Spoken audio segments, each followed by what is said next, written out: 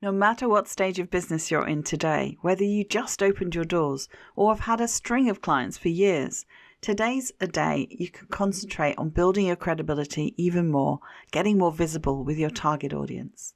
In this episode, I'm spilling the beans on how to showcase your expertise for brand positioning, and I have a great free checklist resource for you that gives you the do's and don'ts for each of the 10 steps I'll be teaching. Tune in, you don't want to miss it. Welcome to the Leverage Business Podcast, where we believe business success is about working smarter, not harder, leveraging your time and expertise in ways that fit the digital age you and your clients live in today. I'm your host, Jay Allison, author of Leverage Consulting in the Digital Age and founder of the iSuccess Business Academy. And every episode, I'll be sharing insights into how you can apply the power of leverage to grow your consulting, coaching, or other expert services business and create true freedom and independent success with mindset, marketing, and money model breakthroughs. Because when you get leveraged, the sky's the limit. Let's go for it.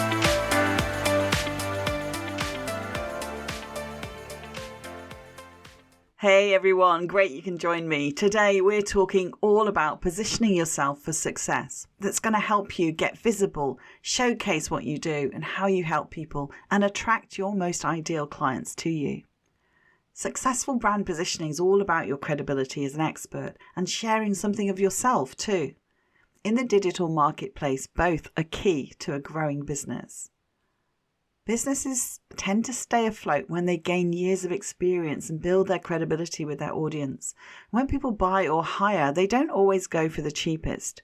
Customers are pretty discerning. They want value for money and a brand they can trust.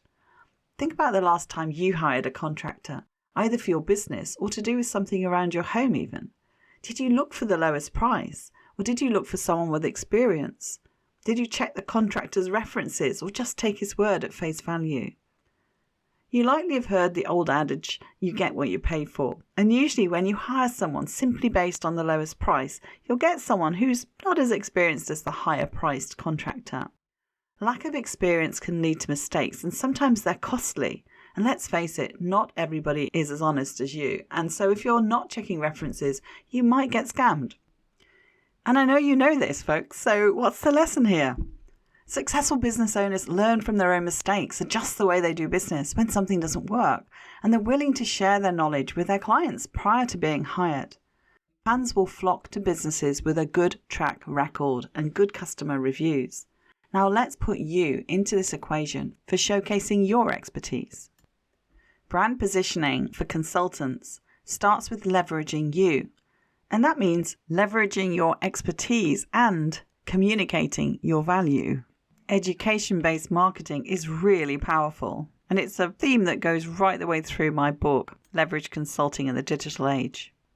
You should always charge what you're worth, because if you undercut your competition, that will bring in the tire kickers who aren't serious customers and may still ask you for a discount. This is not the audience base you want, nor will it help your reputation as a top-tier provider. It's not the premise by which you want to grow your business. You should also showcase your expertise online and offline. Never be afraid to market yourself because you think you can't control the search engine rankings and you don't want to depend on hope marketing. That's a very passive way to run your business, hoping that people will find you. Be visible online and offline. Be vocal. Tell people what you do. Share your experiences. Offer advice. I hid my light under a bushel for so many years that I really regret it. And even now, I'm building up a digital presence. Even though I've actually got a really good research results when someone looks me up, I'm still constantly adding to that and making sure that I'm remaining current. It's going to build your credibility. You're going to gain more visibility. It's a snowball effect. You keep gaining new followers, generating new leads, connecting and building relationships with potential new clients. And I have a great resource for you with all 10 steps. I've done it as a checklist of what to do and what not to do, the do's and don'ts to showcase your expertise for brand positioning. Go to jallison.com and under the Academy menu, you'll find a bunch of cool free stuff that you can opt in to get. And also the link will be in the show notes. No matter what stage of business you're in today, whether you just opened your doors or have a string of clients for years, today is a day to concentrate on building your credibility and sharing your expertise with the world. In an increasingly digital and competitive marketplace, this is no time to be a wallflower, especially if you have big dreams of growing your team, hitting a certain income milestone, selling a certain number of products or services or courses, or booking a guest appearance on a key show. You want to be super proud of your success and feel comfortable and confident to share it with your audience. And that's what my 10 steps checklist guide will help you do. In this episode, I'm going to talk through each step so that you can understand why each builds on the next to help you showcase your expertise, build your credibility, get visible, and become slightly famous. Don't forget there's a link to my blog article so you can read this as an article too. The link is in the show notes for this episode at jallison.com/podcast. Right, let's dive in. Step 1 is to identify your zone of genius. Be specific. Specificity builds credibility. Don't be a jack of all trades who offers vague, generic solutions. Don't spread your time and experience too thin. Do specialize in a certain field with customized programs and proven results. Do identify your target market and core value proposition. Do home in on work you actually enjoy and are really good at. How do you want to be perceived? As a jack of all trades who helps everyone under the sun and offers generic one-size-fits-all solutions? Or as a specialist who has experience in a certain field with customized advice and proven results? You should want the latter. While it's tempting to want to help everyone, and you may think this is the best way to reach your income goals and not miss out on working with people, but being a Jill of all trades or a jack of all trades will not build your credibility and will spread your time and experience too thin. It's virtually impossible to know everything about everything, and doing hours and hours of research on multiple topics isn't cost effective. Just accepting clients to fill your calendar is a disservice to your clients and to yourself. It's stressful. However, when you're a specialist in your chosen field, your credibility increases and you can identify your target market and joint venture partners much more easily. As a specialist, you already have years of work experience. You enjoy the field, so you'll want to stay up to date on the latest news and technology. You may even publish a book or produce a signature program, thereby increasing your revenue, your reach, and your name recognition. Based on your extensive experience, you may also hear from media contacts for interviews or quotes for a news story. Media exposure leads to even bigger reach, name recognition, and possibly more revenue than you had before. Yes, it's much better to be known as a specialist. That doesn't mean you have to be all over the press or on talk shows and radio shows. I'm not talking about this. I actually do very little active marketing these days, but my presence means that business kind of is attracted into what we do. Think of it this way. Albert Einstein was an undisputed genius in physics and maths, based on the fact that he was constantly questioning and doing research. If anybody had a question about physics, no doubt they would be told to go ask Albert. He was the go-to person of his time. Now, obviously, physics, maths, they're really, really broad areas. But at the time, there really were only a few specialists in those areas. Could Einstein answer questions about music, writing, or other sciences? Possibly. But his passion was for physics. It's what brought him to life every day, and it's what possessed him to continue doing research in his spare time after college. It's what earned him the Nobel Prize in 1921. His speciality within the field of physics is what earned him a place in history to this day. You've probably heard before that you should aim to be a specialist to narrow your niche. But how do you choose your speciality or niche? Well, here's a simple exercise for you. Start off by asking yourself a few questions about your passions and your education. What type of work or tasks you like and dislike? What topic could you talk about all day long and get excited about? Also acknowledge the work that you're currently doing and whether you enjoy it or if you need a change. Think about the things that come easily to you that are difficult for others. This is your zone of genius. And then identify what you can do to lean into that more. Now for step 2. Challenge your own assumptions. Be brave. Think outside the box. Stop with negative self-talk and assumptions about what people want or will buy. Stop doubting your expertise and overthinking everything. Do follow through on ideas that fit with changing market needs. Do see competition as a healthy validation of market demand. Do put your personality into the equation and be yourself. Let's unpack those.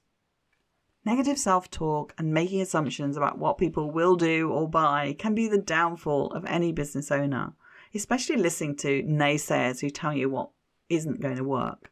Like they would know. Always make sure that whatever advice you take is coming from a place of experience or evidence. How many times have you had an idea for a signature product but never followed through with it, only to see a similar product launch a few months later? How often do business owners think inside the box, not acknowledging changes in their market or changes in buying patterns, only to be outsmarted with a competitor's latest innovation? How many times have you talked yourself out of creating a product or a class simply because you think everybody knows this information already? On a smaller scale, how many webinars have you cancelled because you couldn't think of how to put an original spin on your chosen topic? Could it be that you're overthinking these things?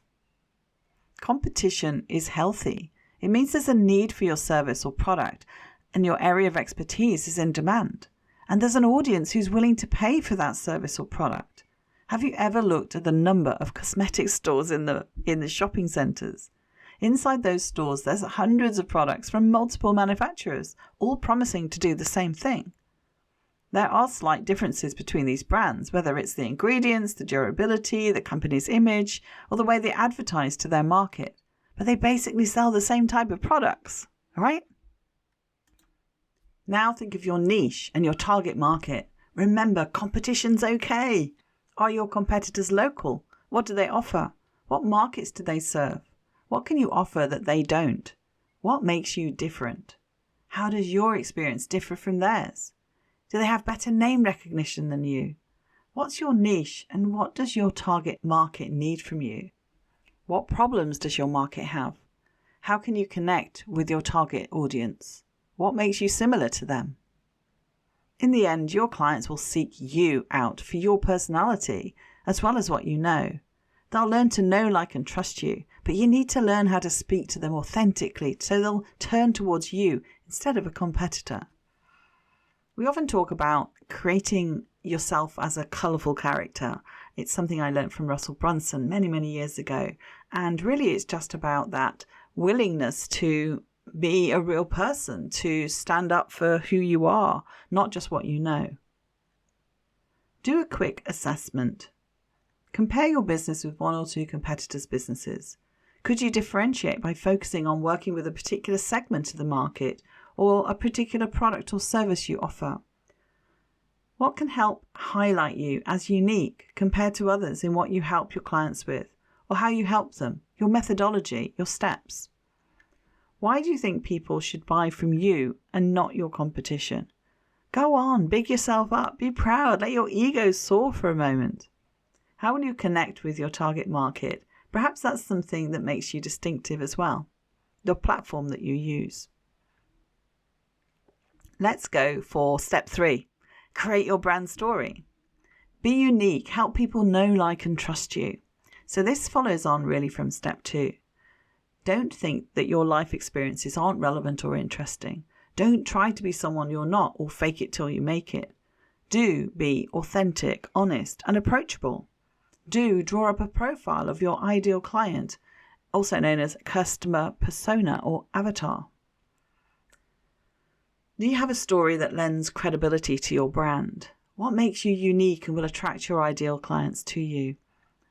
For example, what made you leave your job to work for yourself? What kinds of career changes have led to the work that you do now?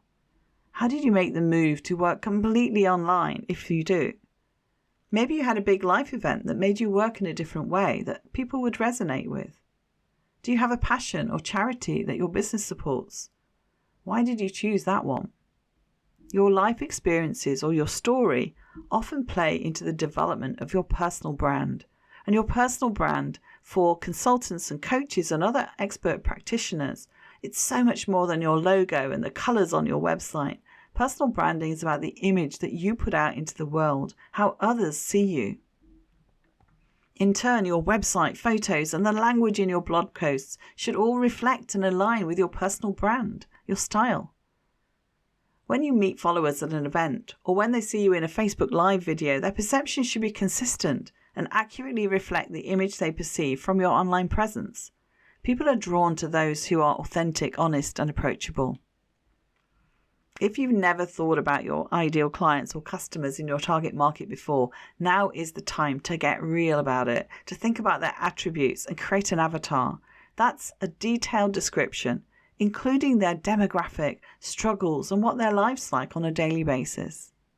If you're working B2B, this is a little bit more tricky because really you've got several layers.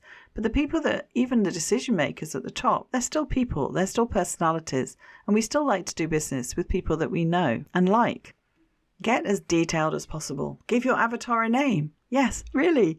For my consulting business, mine's called Jerry. For the academy, it's Jane. Describe their job, family, and living situation, including their age, interests, personality. List their struggles and what answers they're searching for. Before you dismiss this as a creative writing assignment, think of it this way. Creating an avatar is giving life to your ideal customer. You want to attract people who are like-minded, who resonate with you, who you'll enjoy working with. Those are the folks who'll identify with your story, share your values, want your unique approach, and engage with you. When you draw this detailed picture, you know exactly who you're speaking to. You know where you can find them, online and in real life. You'll stay focused on this ideal client, even if you're tempted to target another audience. This is the audience you're most able to assist and who needs your help the most.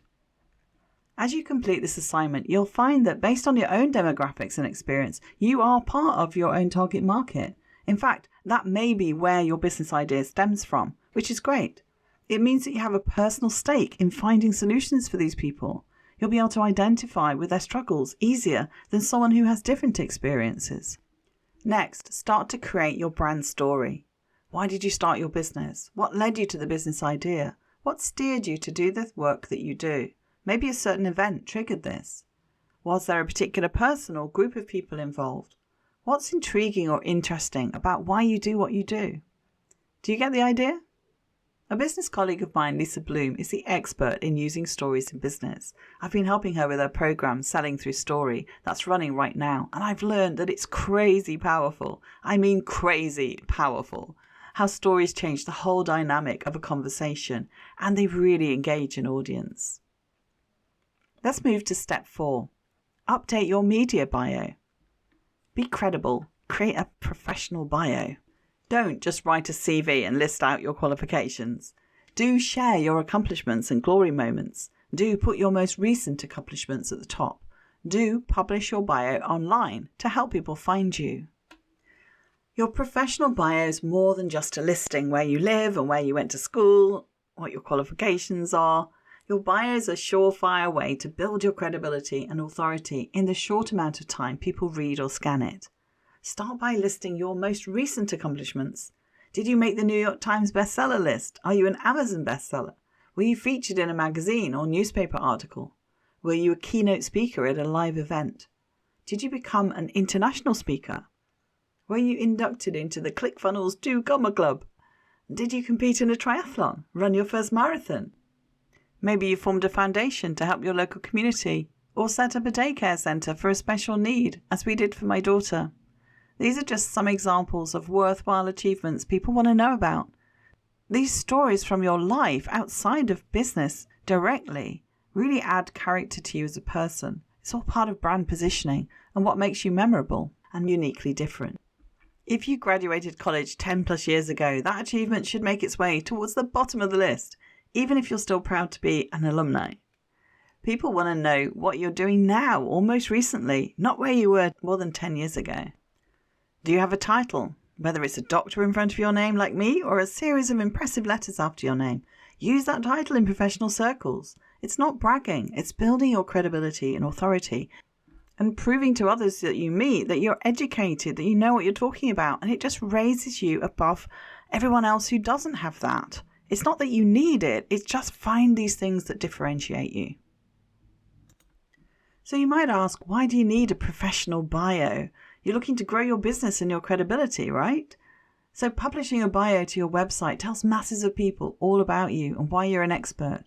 Bios are also printed in event programs if you're a speaker, and parts of it will be read by the interviewer when you're going to give an interview, whether that's in person or in a podcast. Articles that you write and publish on other sites, they're likely to include an author's bio. Professional bios that are published online also assist the media and anyone who may be searching for experts in your field. After doing a quick Google search and seeing your bio, they'll know that you're the expert who can answer their questions or who can speak to their group. In short, people want to learn more about you and your experience. They need to know that you're someone that is eloquent and is able to speak really well to the audience on your topic. So there's no better way to inform the masses than creating a professional bio that shines your light. Okay, so on to step 5. Pick the perfect pictures. You know the saying, a picture is worth 1,000 words. Well, this step is all about getting visible. Daunting as that feels at first, put yourself out there, do it iteratively, as this step and the other 5 steps will show you. Be visible, because people are drawn to photos. Don't forget to snap a shot of you in action, on stage, doing a workshop. Don't hide photographs of you enjoying life, shows you're a real person. Do use connections to grab people's attention and show you're the real deal. Do post images with tags and questions to build engagement. Do showcase photos on your blog or social media without guilt. Have you noticed how almost every post on Facebook or LinkedIn has a photo attached? There's a good reason for it. Visual content grabs people's attention and makes them stop, react, and possibly leave a comment on your post. Instagram's all about photos. The more beautiful the settings and the colours, the more people will stop to react to it, thus gaining even more attention for your profile and hopefully gaining more followers. Of course, not everybody wants to be on Instagram. It's not a medium that is right for every business. But the people that use it and use it well when they have a very visual niche, then it works super well. The more people who react and comment on your photos and posts, the more social proof you gain, convincing the social media platforms and your followers that you are an important person with great authority. You engage with others, and therefore they should show your post to more and more people. Outside of social media, photos are a way to save precious moments. Did you speak on the same stage with someone with a big following, an influencer maybe? Get a photo with that person, even if it's a group shot, and post to your blog and social media. Are you an image consultant who nabbed front row seats as a New York Fashion Week runway show? Better snap a few photos to showcase on your blog and social sites, which will certainly impress your readers and social followers. If you're not a fan of attending live events, no problem. Snap selfies in your home office. Share proofs of your latest photo session. Document your hiking treks or other outdoor adventures that show your audience how you enjoy spending your free time. Showcase your newest website design with logo and color palette. Invite your favorite pet into a few pictures for immediate engagement. People love seeing pets and children even in photos. Or document your travels to other states or faraway countries. Even though these may not be business-related photos, you're still interacting with your followers and showing them that you're genuine. Plus, those who wisely invest in photo shoots and professionally designed websites and logos are already perceived as experts. These simple snapshots are proof positive that you're serious about your job, about your business, that you have the connections to get into exclusive events, care about serving your audience, and it makes you seem more accessible than just the name behind a website. Anybody can create an online persona in any field or related to any subject, so improve your credibility by sharing these great photos and do so without guilt, without self-consciousness. You're the real deal, so share that with your listeners, your readers, your followers. A great exercise you can do is to organize your existing photos into categories and then brainstorm what type of photos to share from each category. Create folders wherever you store your online documents and files, Google Drive, OneDrive, Dropbox, iCloud, whichever. And for each event or occasion, create a subfolder and label your files so it's easy to find them later on when you're creating content or for your web pages. For instance, what best shows your audience that you're an expert? How can you portray that graphically? Do you have before or after pictures, a home office makeover, a website redesign, even an image consultant redo? Are they things you do in your day-to-day living that your audience would find inspiring or interesting to learn about you? Like, say, when you're out walking the dog, cuddling up on the sofa with your loved ones or pets, cooking a healthy dinner, or celebrating a business success. It's up to you entirely what you share. And this might not be an approach that everyone will want to do, but some personal stuff makes you much more human, much more approachable and real to your audience. People build relationships with people, not with businesses. Then when you want to blog or post something on social media or send an email or a press, you can go to this folder system that you've got and pick out a photo or graphical image that suits the topic. Remember to be strategic and intentional in what you share. Each piece of content should be leading to whatever you're promoting at the time. We covered quite a bit on this in my interviews with Anna Parker Naples in episode 12, focusing on how to get visible, and with Laura McDowell in episode 28, where we talked about content planning. Right, now, step 6, and that's to brag a little. Be confident. It shows you walk the talk. Don't hide your light under a bushel. Don't be your industry's best kept secret. Do add social proof and logos to your bio and website by listing media appearances. Do take credit for doing a great job and make your claim for fame. Add more social proof to your professional bio by listing television and radio appearances on your website, much the same way that photos catch people's attention. Showing the logos and or names of television programs that you've been on or magazines that you've featured in proves that you're an expert and shows other reporters or media hosts that you know how to handle yourself in an interview or panel discussion. No matter how short or how long the segment, if it's work that you're proud of, and especially if the name of the show is nationally recognised, take the credit, invite people to view that clip, and list it on the media page of your website. Again, it's not for everyone, and I'm certainly not a media starlet. It's not my style. But if you're up for it, the exposure can bring you huge attention and generate new business on a regular basis. I've seen it happen with a lot of our clients and many of my peers. A lot of well-known speakers and authors showcase their appearances very tastefully on the homepage or the about page of their website, usually just below the fold. Of course, they mostly go one step further and have professional photo shoots and speaker reels, but notice how they showcase their expertise with featured on and media logos. And there's no reason any of us can't do the same and make a polished impression. This section is further social proof to any media producer that you are a professional and have experience in speaking, writing, or teaching. If you're positioning yourself as an expert and want the media to contact you, make sure you include clear contact information at the top of your website. If it's not clear how to reach you within 1 minute, producers will just move to the next person on their list. Media producers and editors are often under super tight deadlines, so avoid using only a contact form. Include an up-to-date phone number and make it easy as possible for them to contact you.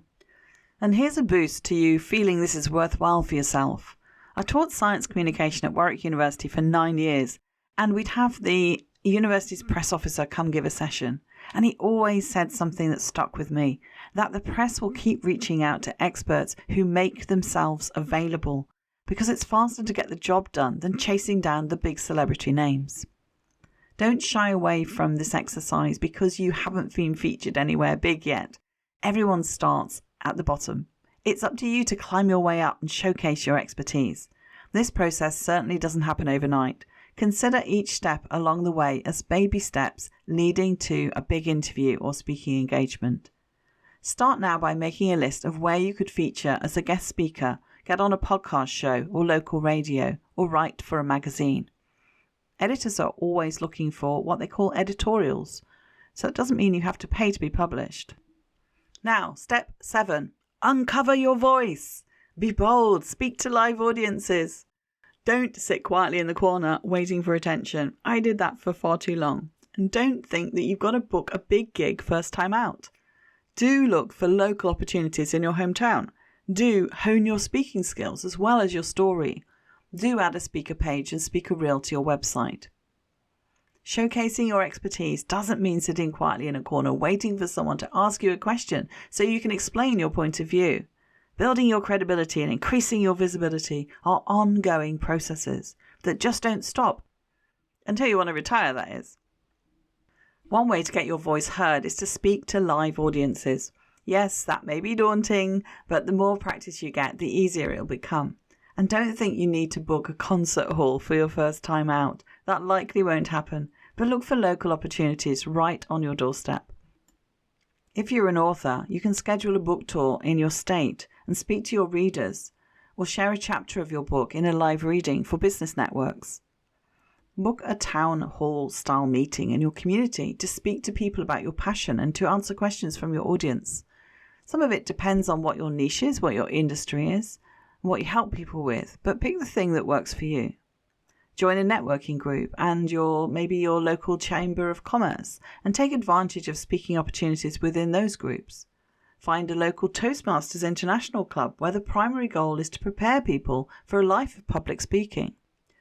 As you become more comfortable with these smaller venues, you'll hone your speaking skills as well as your story, and you can then search for the larger venues and opportunities. Once you've got that first speaking gig under your belt, no matter how small and local it may be, add a speaker page to your website. Essentially, this is a web page that's selling you to the event planners who need speakers at their events. Like the media credits we spoke about earlier, adding the speaking venues and events to a separate page, along with contact information, video clips, and topics on which you speak, will build your credibility as an expert, as well as aid events managers and producers. As always, make your speaking page clear on the homepage navigation so organisers don't have to search high and low for the information. Other things that you could include on this speaker page are a calendar of upcoming events if you do this regularly, testimonials from audience members or meeting planners, download link to a speaker one sheet that organisers can print. And we're on to step 8, gather testimonials. Be proud, ask for feedback from people who've worked with you. Don't be afraid to ask for a testimonial. Don't only ask clients or customers, include JV partners or event organisers. Do interview your clients on a live meeting to ask for wins. Do remember to ask permission to record and use in your marketing. Do feel free to follow up gently and politely if you don't hear back. Do think of testimonials as product reviews. Testimonials from those who've worked with you, either on a one-to-one basis as a JV partner or an event organizer, is more proof that you are a professional expert who can handle themselves under pressure. Think of these testimonials as you would online reviews for a product. The more positive reviews a product receives, the more comfortable you are making that purchase, right? You've seen it on Amazon. The same is true for testimonials. The more rave reviews people give you, the more likely you will get new clients or get booked for another speaking event. These positive reviews are social proof that you delivered what you promised, that your clients experienced tremendous growth, and that your message was well received. Never be afraid to ask for a testimonial. Doing this may not be foremost on someone's mind, nor are people prone to write reviews or testimonials without being asked. So ask gently in an email or a private message on social media. Ask for help. You'll be amazed at how willing people are to go that mile for you when they love what you do. So sometimes it is just a matter of just ask. Ask for support. People love to help. And you can follow up maybe after a week or two if you still haven't seen it. How much longer you follow up really depends on the relationship you have with this person. There's a fine line between asking and following up on a testimonial and being annoying or perceived as a pest who won't go away. Block out some time in your schedule to make a list of contacts who you can approach for a testimonial. While you can and certainly should be asking your clients for testimonials on a one-to-one basis, you can also easily automate the process as well. The simple way to automate it is to add a review request email to your autoresponder sequence. Several days after a purchase or after they hire you, we often send a form out just to see how they felt the whole engagement process was. And we do the same midway through an engagement and then at the end. Buyers should also receive a short email asking for a review of your program. Why not add a review or testimonial request to your sales autoresponders? This works well for ebooks or other short format products and can be part of every new product setup. It also works really well for courses and services. Given that we're a evaluation consulting company. Evaluation's a really big part of what we do. I guess some of this just comes naturally to us. And so it doesn't feel like you're begging people for testimonials. It's just part of your follow-up and tracking customer experience. And you can actually make it really integrated. So the customer doesn't feel like they're being asked for a review or a testimonial. They're just asking for feedback so you can improve the program. And generally, if you ask it in an appreciative inquiry kind of way, you tend to get the sort of feedback that you want to use in a testimonial. So it works really well. For longer programs, services, or even one-to-one coaching, you might consider adding an exit interview appointment via Zoom.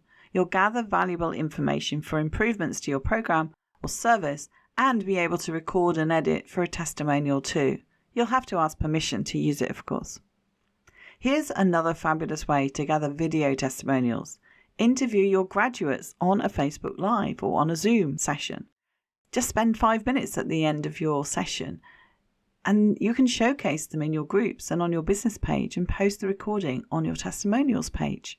So again, you need to ask permission, but these are all things that become very integrated in what you do. So it doesn't feel like an onerous task. It feels like a normal part of how you run the program.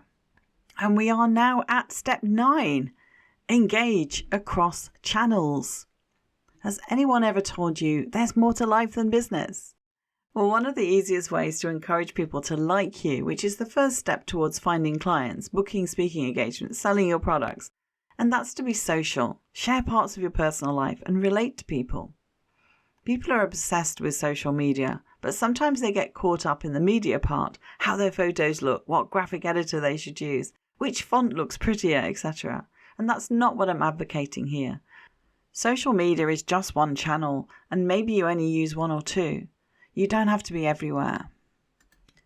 Brand positioning for consultants happens across all the channels you use to communicate with your target audience and your clients. Be efficient. Automate your engagement mechanisms. Don't avoid engaging with the clients in multiple channels. Just pick one where you can be present consistently. Don't overthink or stress about how your photo or graphics look. Do focus on engaging people on their posts and answering questions. Do look out for opportunities to gather endorsements and share wins. Do decide which platforms play to your strengths so you can be authentic and get the right vibe out. Do pick topics and images that are on message, in service, and on brand. Step back for a moment and remember that being social, engaging people on their posts and answering their questions is actually more important than how great your graphic looks.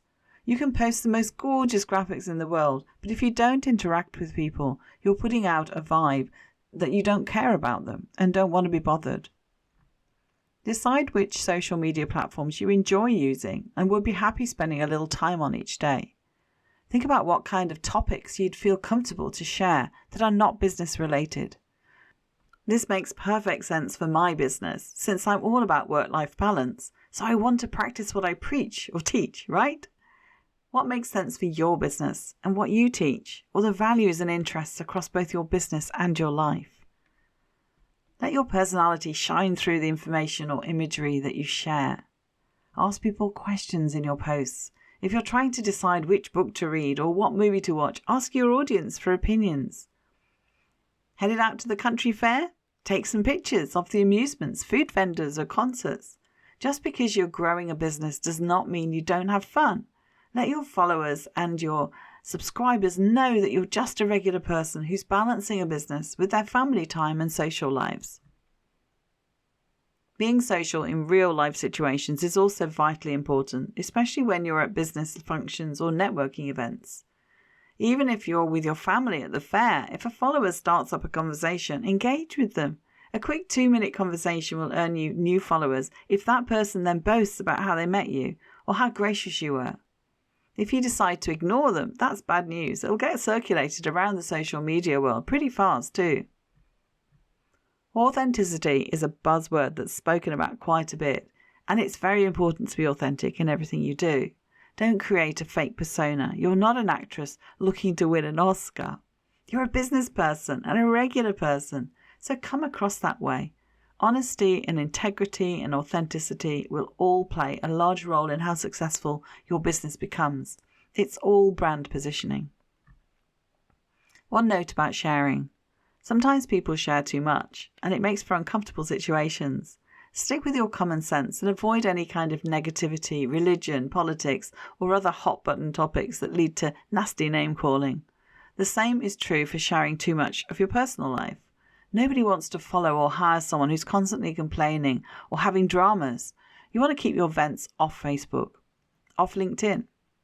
If religion or politics are your area of expertise, then you already know how to handle yourself in a debate and probably have pretty thick skin from the name calling. Similar concerns arise when sharing family photos or pictures of your kids. Some avoid it at all costs. Others post kids' pictures every single day. Use your best judgment, especially since kid pictures are usually a prime source of engagement on social media. People want to get to know you. Step 10. Here we go. Last step.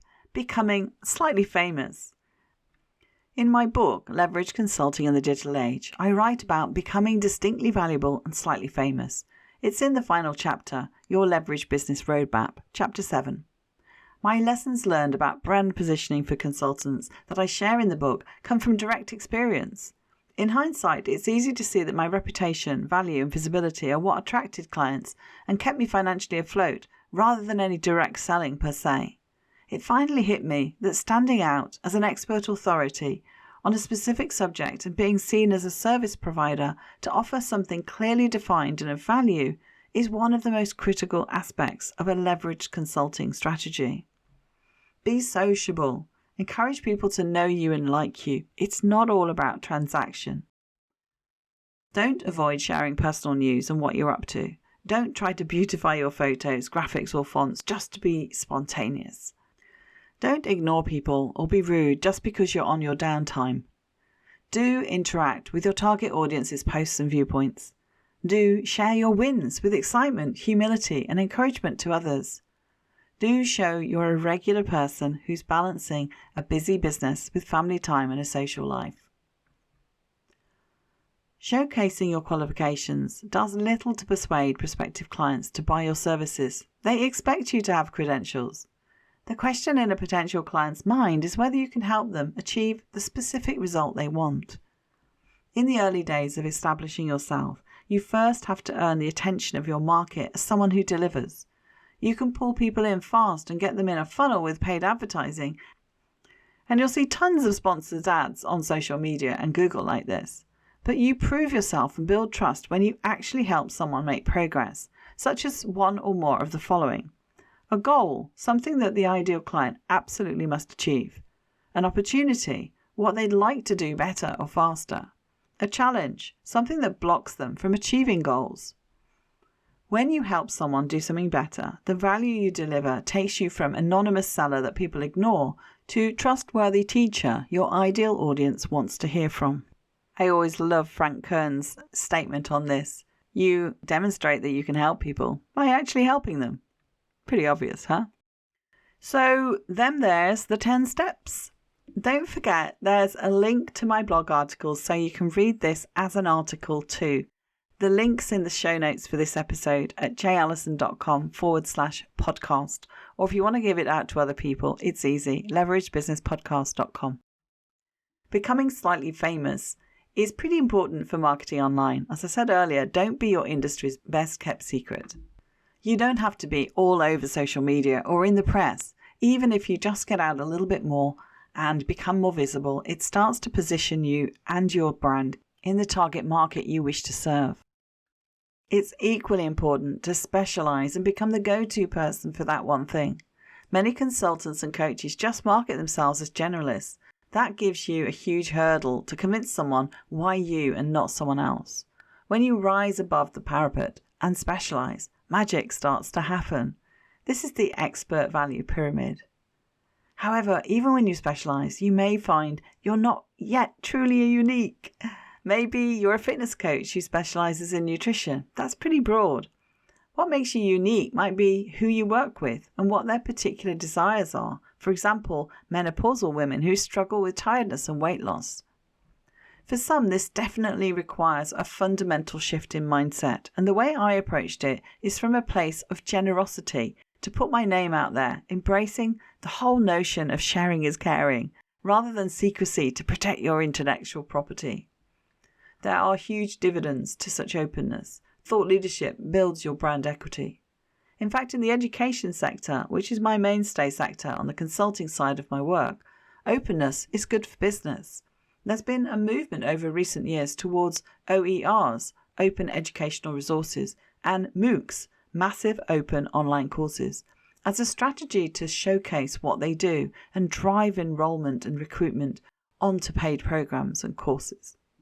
When you add in some thought leadership and promote yourself through education-rich content, you claim expert status in that specific niche area, X, Y, or Z, not X, Y, and Z. With the digital channels at our disposal today, especially video and other social media, you can quickly start to attract a following and gain meaningful celebrity status in your field. This heightens your perceived value and desirability in your prospects' eyes. There's quite a bit more on this in Chapter 7 of my book, as this positioning becomes the cornerstone of attracting business to you, particularly in the online arena. I'll end on a quote I included in that chapter. It's from Dorie Clark, who's made a career out of showcasing her expertise for brand positioning. In one of her books, I think it's standout, she says, "If you're willing to expend the effort to create well-crafted content, you'll distinguish yourself in a crowded marketplace where many people are serving up tasty morsels, and you're taking the time to create something of substance." Powerful words. Until the next time, ciao ciao from me. Thank you for listening to the Leverage Business Podcast. Want to create leverage in your business? Did this episode provide some insights and ideas to be thinking through? If so, subscribe so you get alerts when the next one's released. If you want to learn more or would like help and support with building a leveraged business that achieves true freedom for you, then head over to jallison.com/podcast to find all the resources and links that go with this show on my website and to join our iSuccess community. And if you're enjoying our content, it would be great if you could pop into Apple Podcasts or the app you listen from and leave me a rating and review. Everyone makes a difference to improving our rankings. So thank you if you've done that already. I appreciate you. So hey, that's it. Thank you for listening. I hope you've loved this episode and have some great takeaways to be thinking through. I wish you a pleasant, productive and profitable week, and I'll see you again next time for another episode of the Leverage Business Podcast.